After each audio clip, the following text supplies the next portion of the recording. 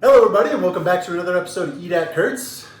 Everybody loves cornbread and everything loves cornbread because cornbread goes well with everything. It gets along wonderfully with everything. It goes along with grilling and barbecue.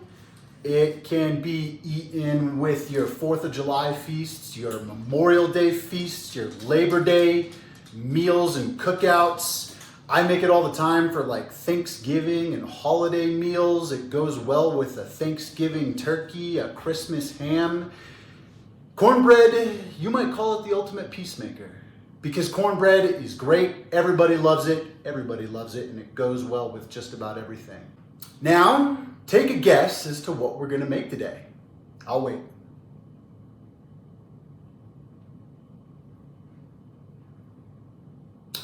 If you guessed cornbread, you are correct. We are making cornbread today. I have my oven already preheating to 400 degrees, and we need to get some butter in the oven. I took the liberty of making some homemade butter earlier today, actually it was yesterday, and we are going to go ahead and before our oven gets too hot, we're going to measure out 1 stick of butter or 4 ounces of butter. And we're gonna wash our hands before we get started too. And if you wanna know how to make your own butter, I fortuitously have a video on how to make your own butter. So check out that. I'll put the link in the description and at the end of this video.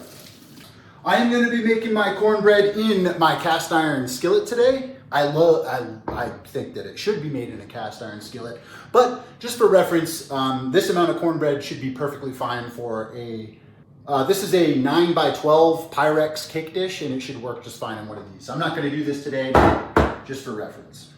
4 ounces of butter. Get that into your baking dish, and get this into the oven while your oven is preheating. 400 degrees. And so while our butter is melting in the oven and our oven is preheating, we are going to get our batter ready to go. 1 cup each of all-purpose flour and cornmeal. Start out with your dry ingredients in your mixing bowl. And a cornmeal.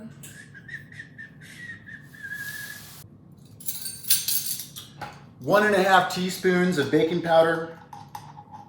I don't know if it matters or not, but I always like to get my dry ingredients good and combined and whisked before I add my wet ingredients. And then we're going to take 2 large eggs.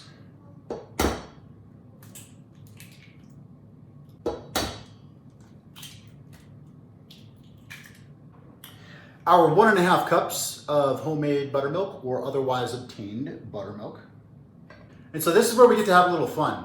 Typically, you add honey to cornbread, and this is where you can add honey, but I am a New Englander at heart. I live in Colorado now, but I was born and raised in New England. And I always, as you may or may not have inferred over the course of watching my videos, if you have watched my videos, if not, go check them out. I always like to substitute, when possible, things with maple syrup. 3 tablespoons of maple syrup. And as a true New Englander, I am also a total maple syrup snob. Make sure, if you do use maple syrup in your recipe, make sure it's actually real maple syrup. If it doesn't say pure maple syrup on the bottle, if it says something like breakfast syrup or pancake syrup, it's not actually maple syrup. It's actually maple flavored corn syrup, and it's fake and it's terrible. Get real maple syrup. I'm a maple syrup snob, I'm picky about my maple syrup, and you should be too. Don't settle for anything less than real maple syrup. God, I love this stuff.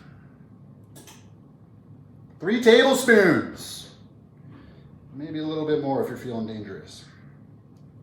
And you know what? It's been a long day. That's good stuff. Oh yeah. Now get your batter whisked and combined. You can use the KitchenAid stand mixer for this too, but I just felt like that was overkill.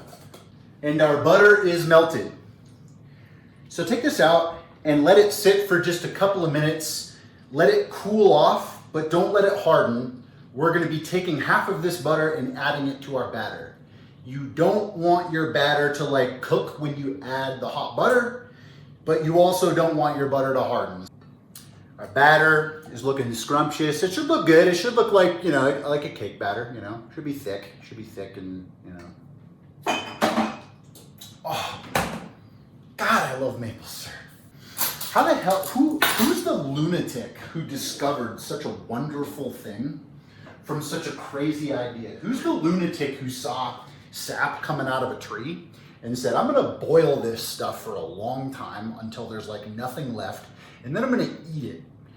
Who knew that that was gonna be liquid goddarn gold? Holy cow. You just wanna get this like mixed up and incorporated into the batter in addition to lubricating your pan. So don't worry about this part like too much, but just get half the butter in there and then leave the other half in the pan and then mix this up real good and real fast.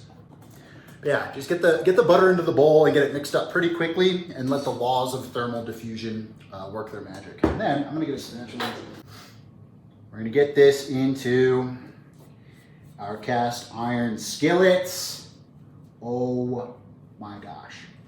Into your 400-degree oven for 25 minutes. And while your cornbread is baking, this is a really good opportunity for you or me to feed your sourdough starter. Let me know in the comments if you want me to make a video on sourdough. I'm not an expert. This is my first time ever attempting to make sourdough. I'm about a week in. Let me know if you want me to make videos like that. If you want me to make videos on stuff I've never made before, but I'm just gonna like try for the first time, and we can learn and go on a journey together of the first time making something. Ready?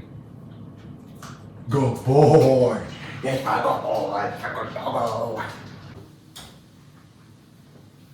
Oh my gosh. Look at this. Look at this. Set this down and let it cool. So this came out amazing. It looks great. I was a little surprised it didn't rise a little bit more. Normally it comes out a little bit more cracked and crumbly on top. I just checked my baking powder and my baking powder expires next week. So it does help if you have fresh baking powder that doesn't expire within a week. It should rise a little bit more, but nothing wrong. This came out fine. This came out fine. You can serve it right out of the pan if you want. I decided to, just for demonstration purposes and for inspection purposes, take it out of the pan and put it on a wire rack here to cool off. And yeah, take a look at all edges around, nice and golden, crispy crust on the edges. Looks wonderful.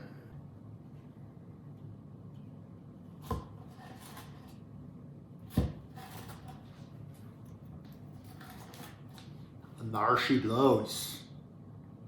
Beautiful steaming, piping hot cornbread slice. And so check it out. Got a little bit of my barbecue chicken here to go along with my cornbread. Might as well be a Christmas ham, a holiday turkey, a Thanksgiving turkey, and probably still a little too hot, but I'm gonna go, oh, nice and crumbly, buttery, steamy hot, delicious. It's so good. It's like thick and hearty, yet light and fluffy at the same time. Buttery and bready, and it's like the sugars from the maple syrup, you can tell that they like are forming this like kind of sugary crust on the edges too.